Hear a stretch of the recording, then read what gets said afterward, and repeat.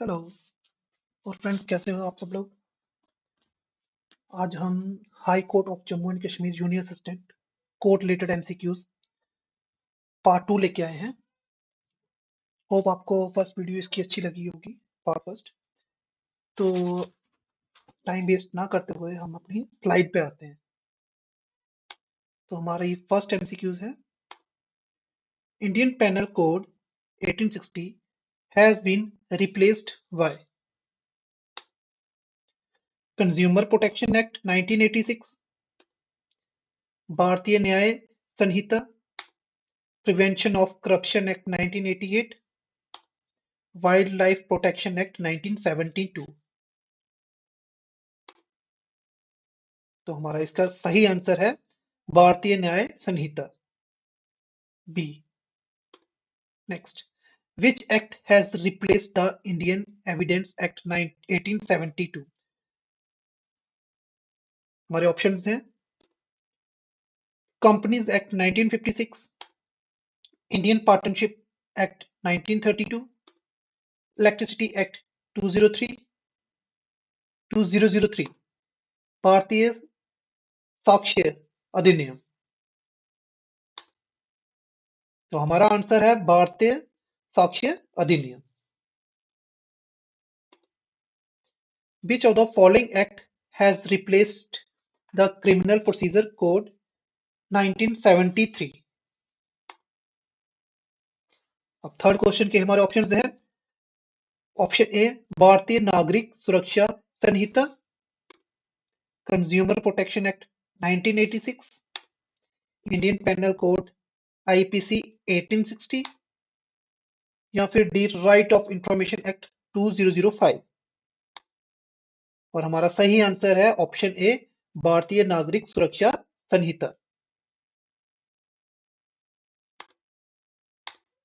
Next, natural law means, natural law का मतलब क्या है। First, principle of common law, principle of constitution law, C principle of multiple law, D principle of natural justice. और हमारा answer है D principle of natural justice. Next, which of the following was not a proponent of natural law. तो इस question के options हैं A Aristotle, B Jeremy Bentham, C Saint Augustine, D Saint Thomas Aquinas. और हमारा इसका answer है option B Jeremy Bentham. हम अपने नेक्स्ट क्वेश्चन पे आते हैं। Who was the first women chief justice of the high court of J&K and Ladakh. तो first women chief justice of high court of J&K and Ladakh कौन है। हमारे ऑप्शंस हैं A Tabassum Qadir Parray, B Asma Punjabi, C Neemat Shafqat, D Gita Mittal. तो इसका आंसर सभी को पता होना चाहिए कि first women chief justice of high court of J&K and Ladakh कौन है, गीता मित्तल। अब नेक्स्ट स्लाइड पे आते हैं। The kind of jurisprudence which deal with the law as it ought to be is known as। हमारे फर्स्ट ऑप्शन है analytical jurisprudence, historical jurisprudence, ethical jurisprudence, none of the above। हमारा option C है ethical jurisprudence। Next question, custom which have the force of law or। Question क्या है, custom which have the force of law or। First है legal customs and conventional customs, B legal customs and constitutional customs, C legal customs and racial customs, D legal customs and material customs. तो इस question का जो correct answer है वो है A legal customs and conventional customs. Sorry. Next, the phrase English legal system refers to. ये phrase है English legal system, तो ये किसको रेफर करती है। Option first, the legal system of England and Wales, the legal system of England only, the legal system of England, Wales and Scotland, the legal system of United Kingdom। और हमारा सही answer है the legal system of England and Wales। Next slide पे आते हैं। Which of the following country does not have a common law legal system? एक बार फिर से क्वेश्चन को पढ़िए। Which of the following countries does not have a common law legal system? अब इसके ऑप्शंस क्या हैं? First England, B Australia, C United State of America, D France. तो इसका आंसर जो है वो है डी फ्रांस।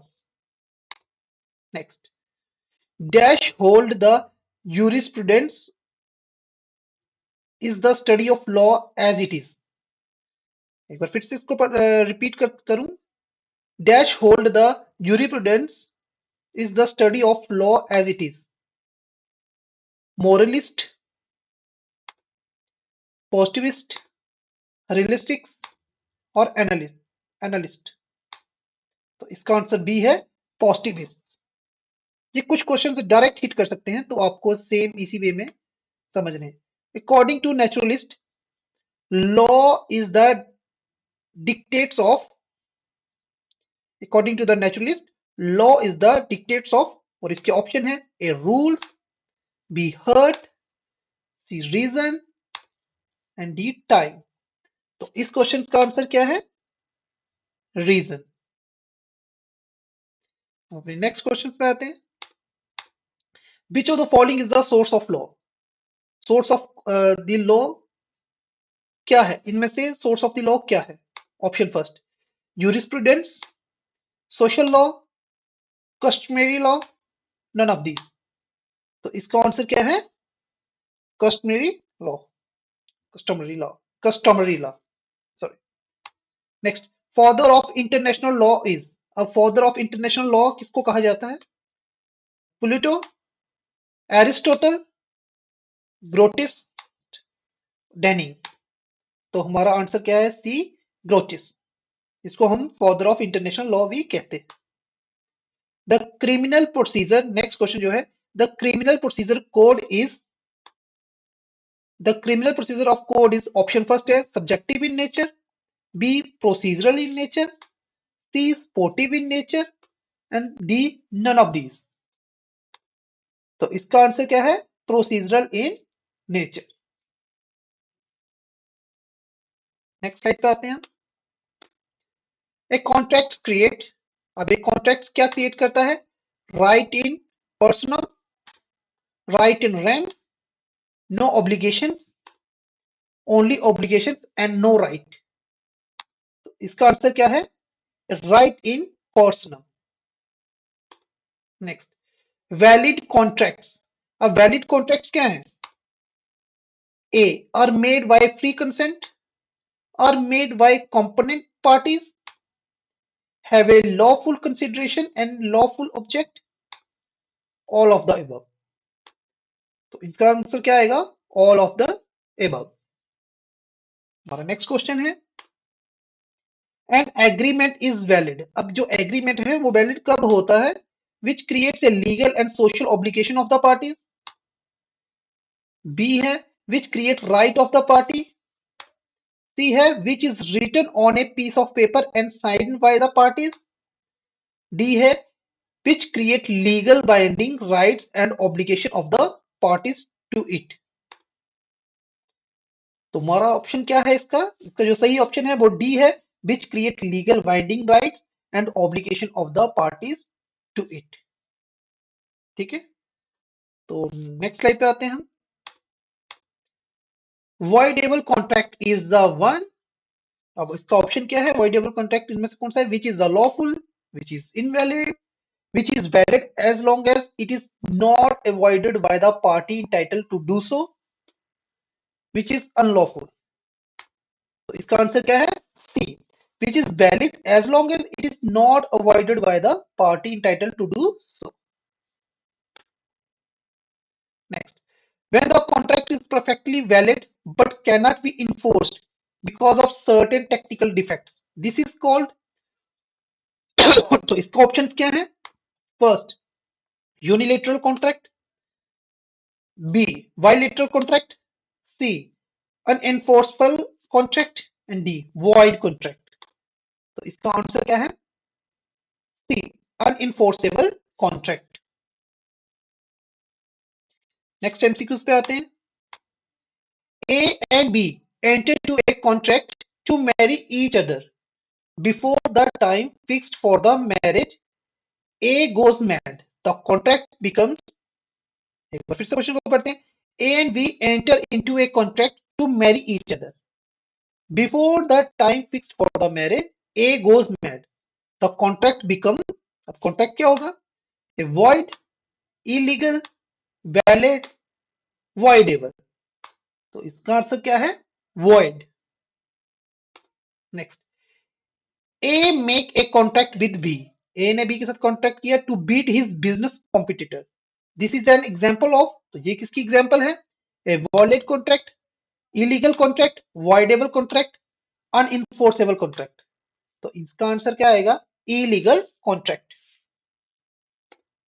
हमारा नेक्स्ट क्वेश्चन है, a lease agreement is a form of, तो a lease agreement is a form of, first A promissory note, B bill of exchange, C licence, D contract. तो ये किसकी फॉर्म होती है? ये contract की फॉर्म होती है, डी। नेक्स्ट एमसीक्यू पे आते हैं। Who is sovereign in India? तो इंडिया में सर्जन कौन है?